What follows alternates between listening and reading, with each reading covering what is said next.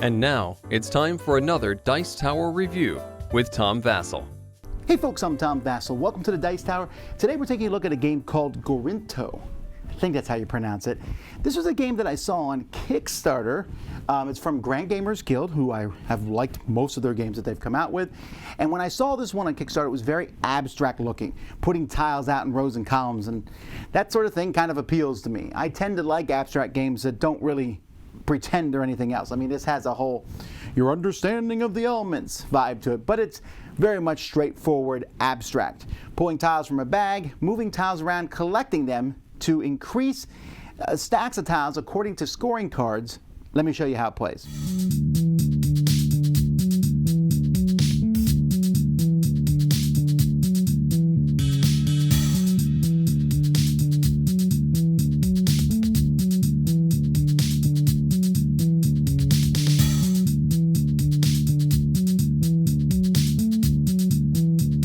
In this game, you're going to have random tiles that match void, wind, fire, water, and earth. And you're going to place them in a pattern here. 4 in the middle, 3 around it, then 2s around that. Although the rule book does give you alternate ways you can set it up if you want to. You're then going to place, and you're pulling all this stuff randomly from this bag. You're going to place 10 tiles around here. One player is going to go first. And you're just going to take turns going around the table, picking a tile from a row or a column, and then putting it on top of any spot in that column, and then taking the action with that. So each of these is going to take tiles from that row and put them here in front of you. The number of tiles you can take is equal to basically your knowledge or how well you are versed, your understanding. At the beginning of the game, your understanding is a 1 in everything. But once I get a fire tile, now my understanding is 2. If I have 6 fire tiles, my understanding would be 7. It's 1 plus the number that you have. So when you put the tile out, you're going to take tiles, again, based on the kind of tile you put, which is shown here. If you put a void tile out, so let's say I move this void tile here, and my understanding was 2. I can take any tile that's diagonal to it. I can take 2 of them. I can only take 1 from each stack. So I might take this one and this one. And then I would just take those and put them on top of my void understanding. The wind understanding is the same thing, except if I put a wind tile on top of something, I can take from the orthogonally adjacent tiles.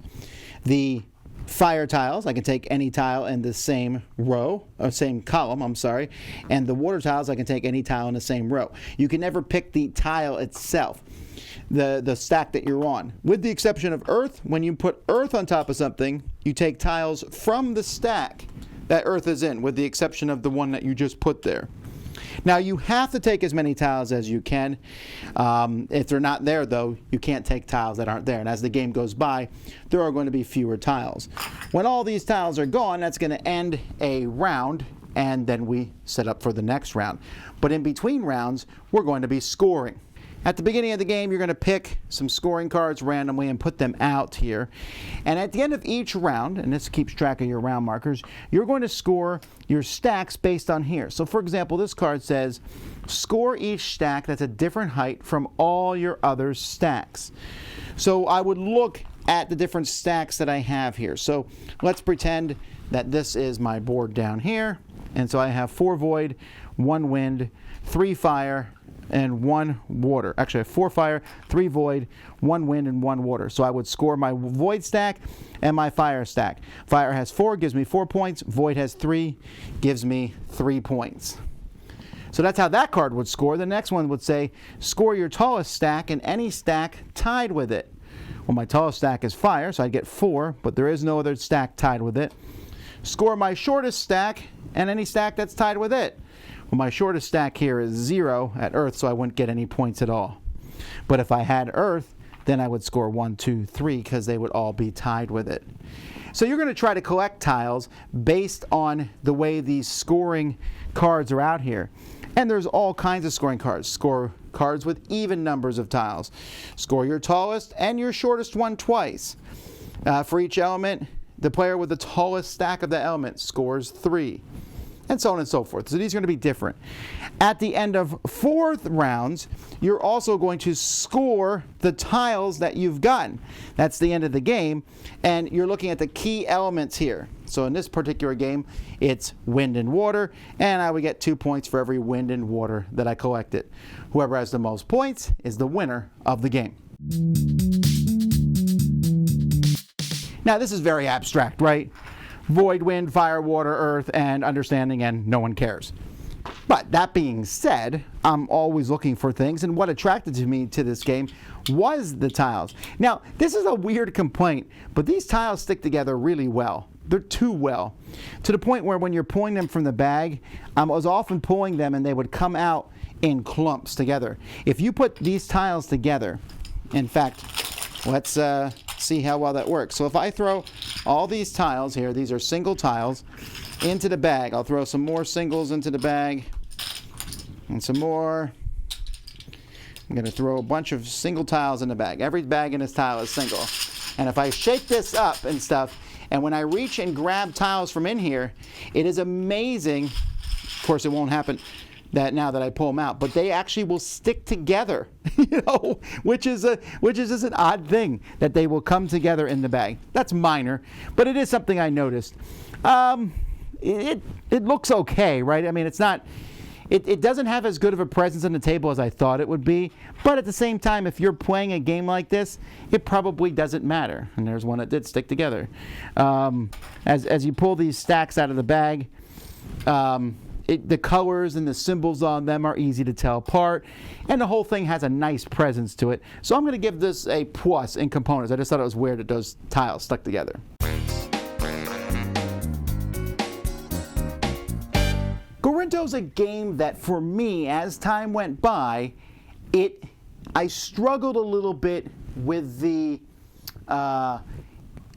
game itself. Was really interesting at the beginning, and it delves into not being interesting at all as the game goes by. This is a game that the longer you play, the less fun it becomes. And I have a problem with that sort of thing, and I realize that a lot of abstract strategy games are like that, and near the end, there's fewer pieces to move, and this one really suffers from that. Near the end, my 2 or 3 final turns, I sit there and go, I guess I picked this one. It's really obvious I picked this one because I can collect 2 tiles. And the problem is that kind of exudes into the rest of the game. The first game I was like, oh, okay, this is interesting. I see how this is working. And game 2, you're going, oh, it's pretty much the same thing. It's pretty much the same way that the original game came across.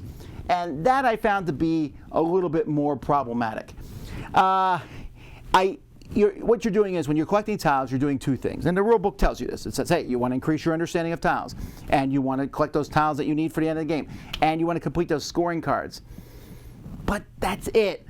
I take a tile, I pick one, I slide it over, and I go, okay, I'm going to collect this one. And the next turn I can collect 2. And now I can collect 2. And now I collect 1. But now I collect 3. It gets more interesting briefly and then kind of fizzles back out again. Now, there is a solo variant, which I have not tried. And also I got a little expansion that added some extra kind of wild tiles that I have not really messed with either. I'm talking about just the base game here. And it's the kind of game that if you brought to me, I'd go, yeah, that's kind of interesting. And that is kind of where I'm at. But I don't know that I would have played it again. I did play it again, and I found that it really fizzled hard that second play because it wasn't very different than the first.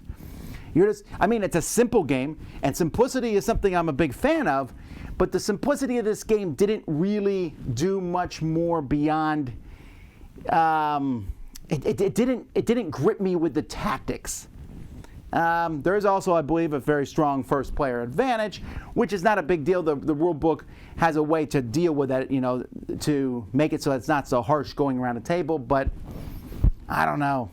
I wanted to like this more than I did, but at the end, I felt like I was moving tiles around, trying to score according to these things, but the game just lacked a big excitement factor for me. I play a lot of abstract games. I have somewhat of a reputation for not being a real big fan of them, but I am. I like a lot. There are many abstract games in my library here that I think are fantastic and fun, and you sit there and you're like, oh, if I move this, you might move that. I really didn't keep track of what other people did, and in a 4-player game, it was so chaotic, I just had to look at the ceiling till it was my turn, because I wasn't sure what tiles would be around. And For me, that makes this game a pass. I'm Tom Vasel. You've been watching the Dice Tower. We'll see you next time. Dice Tower Judgment just didn't excite me.